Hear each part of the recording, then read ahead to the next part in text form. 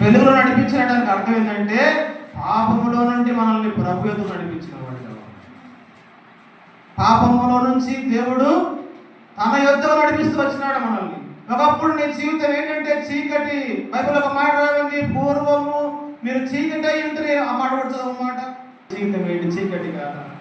ఒకప్పుడు నీ జీవితం పాపంలో లేదా? ఒకప్పుడు నీ స్థితి ఏంటి? పూర్వము మీరు చీకటి అయి ఉంటే అన్నాడు ప్రభు.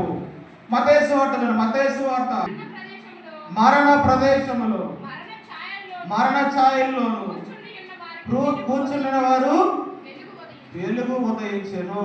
గలిలయ ప్రాంతంలో అక్కడ ఉన్నటువంటి ఇద్దరు వ్యక్తులు మనం చూస్తాం. వాళ్ళ పేరేంటి? పేతురు, ఆంద్రేయ. ఈ పేతురు, ఆంద్రేయ ఎక్కడ ఉన్నారంట? వాళ్ళు గలిలయలో ఉన్నారు, సముద్రం దగ్గర ఉన్నారంట. ఈ సముద్రం దగ్గర పేతురు, ఆంద్రేయ ఏం చేస్తున్నారు? వాళ్ళ వృత్తి ఏంటి?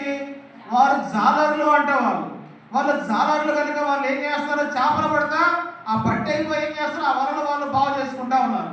ఇప్పుడు యేసు ప్రభు వారు అక్కడికి వచ్చిన వారుగా ఆ గలిలయ సముద్రం మార్గముల ఆ ఒడ్డున యేసు ప్రభు వారు నడుచుకుంటూ వెళ్తా ఉన్నారు. ఇప్పుడు ఈ గలిలయ ప్రాంతం ఎలాంటిది అంటే అది చీకటి గల ప్రాంతము. యెషయా గ్రంథము